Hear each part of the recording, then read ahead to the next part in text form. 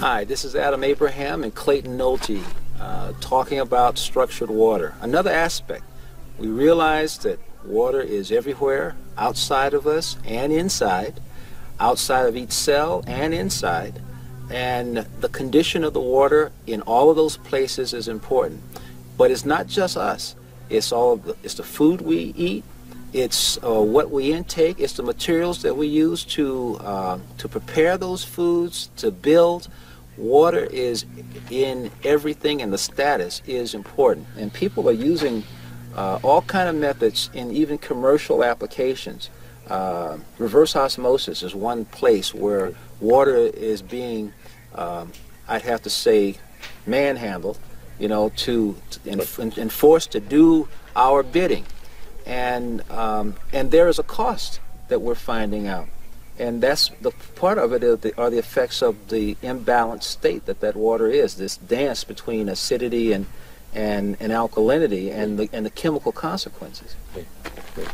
Yes, and it's reverse osmosis is very common, especially now, because the need for water is growing, the population's demand for water is growing, and it's causing municipalities to go deeper for water, and the deeper you go, in a sense, there is a lot of lingering stuff down there, you know, and so in order to make the water, let's say, clean from the perspective of the technology that is available, reverse osmosis has been a very significant aspect in removing the stuff from the water.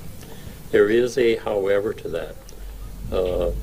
When you remove the stuff, from my studies and from a physics point of view, when you remove the stuff, you still have the memory of the stuff.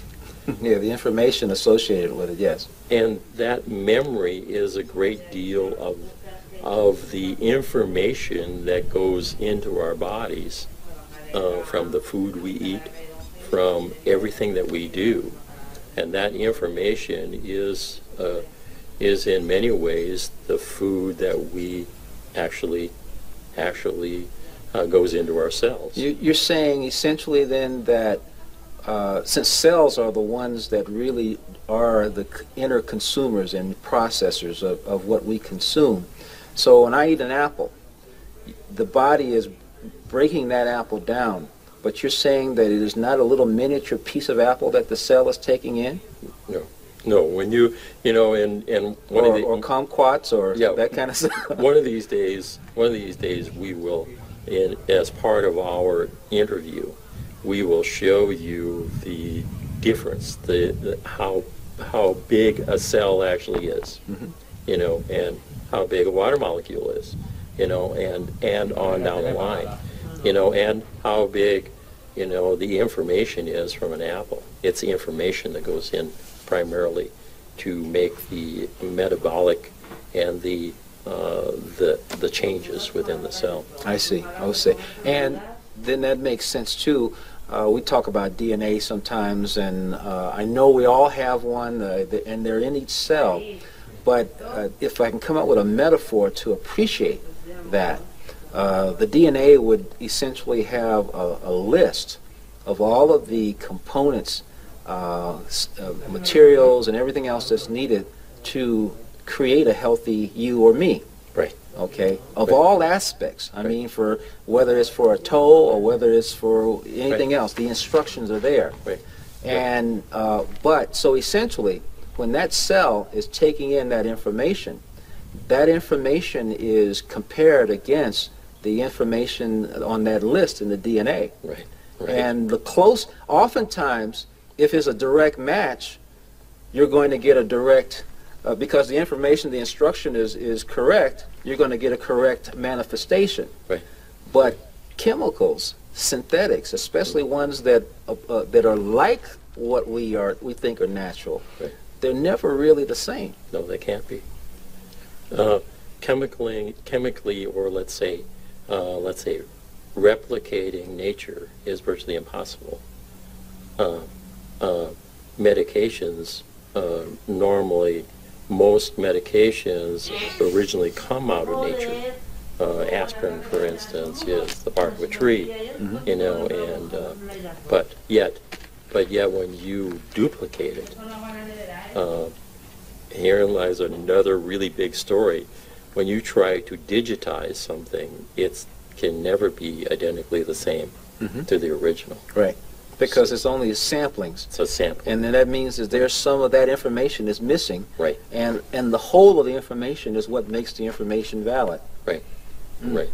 So getting back to water, you know, I mean, we really. Oh, we did digress, didn't we? Yes, we did. All right, we got off the subject. Go ahead. Anyway, There's a correlation. and we could go on and on and on. Like I said, you know, I mean, this is like an unlimited possibilities. So, but getting back to water, I mean, the key in water that we consume is that it be as close to nature as possible, to be balanced. And even if we're drinking reverse osmosis water or ionized water, which is electrocuted water to me, but whatever water you're drinking, your body in its perfection has the ability to change everything to be perfect. Now, why don't we do that, and why can't we do that? Well, the big reason is because we are facing so much stress. We're being stressed by the air we breathe. We're being stressed by the water we drink.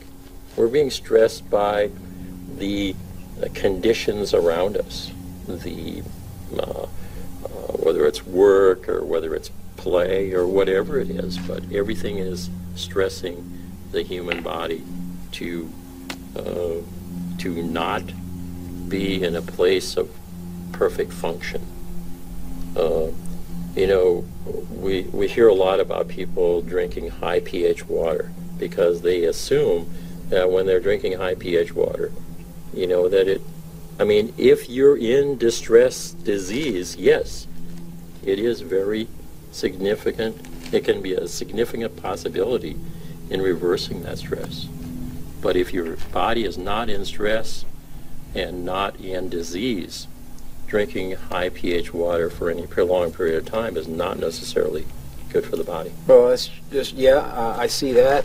And actually, I see, too, taking in high pH water, if you're taking a bath, would be wonderful. Yes. If you're taking a foot bath, it would be wonderful. Yes. But a bath in high pH water would be amazingly great. Yes, it would. The problem with it is that most people drink it. They pay a lot of money for a system that'll give them just a glass of high pH water, Right. and it's got to go into the gut. And the gut is supposed to be acid. Yes, it is. Right. So it's like, whoa, okay. Yeah, right. How do you work that out? Yeah, you know, and when you're flushing your system, you know, flushing places in your body that need to be acidic, you know, it's not a good scene. And I'm not a doctor, so I can't say it's. I'm not either. We're just saying our opinion, okay? This is just our opinion. It's just not a good scene. So again, our structured water units, our biophoton units, our photonic water systems really make water as balanced as it can possibly be in the short run. And if you think about it, these units, I mean, even a house unit, the body of the unit is only 12 inches long, and the actual working part of that unit is only about maybe 8 inches. Mm-hmm. And in that 8 inches, it will make the water for a whole household very, very significant in your life. It will make another subject that we're going to discuss is calcium. It will actually change the molecular structure of everything that passes through. And therein lies another big story. Absolutely. And since time has come for us to take a break, we'll take a deep breath, and when we come back, we're going to talk about calcium and other chemicals and how they are impacted when they go through a structuring event with the photonic water structuring device.